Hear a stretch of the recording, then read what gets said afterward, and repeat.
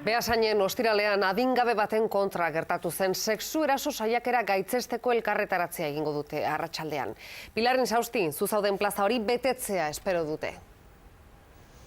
Hori da asmoa, adin txikikoaren aurka erasoa esan bezala pasaden ostiralean arratsaldeko lehen orduan gertatu zen eta erasotzailea 39 urteko gizona atxilotu zuten, epailaren aurrea eraman ere bai, eta karguekin, baina aske utzi dute, 15 behin aurkeztu behar da epailearen aurrean, eta esan bezala gertakari larria eta kezkagarria denez, Beasaingo emakumeen taldeak deitu du elkarretaratzea arratsaldeko 7 plaza honetan, eta udalak bat egin du, hauxe izan da alkateak esan duena.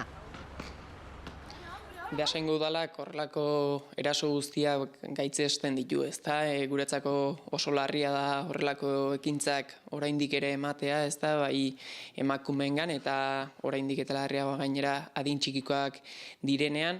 Eta guk famili guztiari eta bai biktimari gure babesik beroena.